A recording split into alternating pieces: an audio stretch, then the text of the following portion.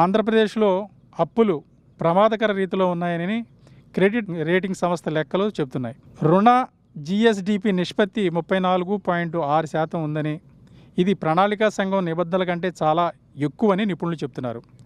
అప్పులు 3,41,270 కోట్లు దాటాయని అంటున్నారు. దీన్ని మీరు ఎలా విశ్లేషిస్తారు?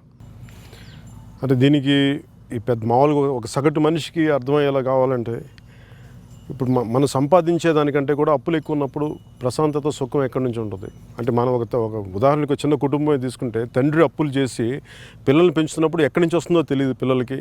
కానీ ఒక రోజున తండ్రి చేతులు ఎత్తేస్తే అది పిల్లల మీద భారం పడుతుంది.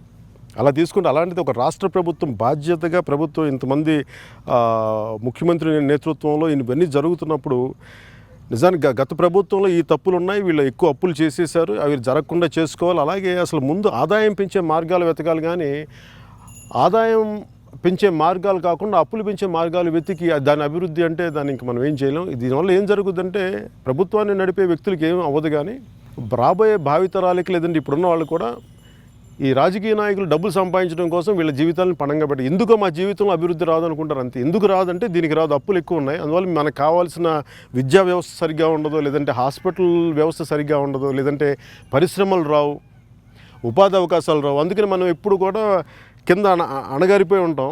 కానీ మనల్ని నడిపే రాజకీయ వ్యవస్థ మటుకు చాలా బాగుంటుంది. ఎందుకంటే వాళ్ళ చేతుల్లో పోయేది వాళ్ళ సొంత ఆస్తులు కాదు, వాళ్ళు తీసుకొని బయట నుంచి అప్పులు తీసుకుంటారు, ఇచ్చేస్తారు. ఇక్కడున్న రాష్ట్రం మన ఉమ్మడి ఈ ప్రకృతి వనరులన్నీ మనం వాళ్ళకి తాకట్టు పెట్టేయాల్సి వస్తాయి.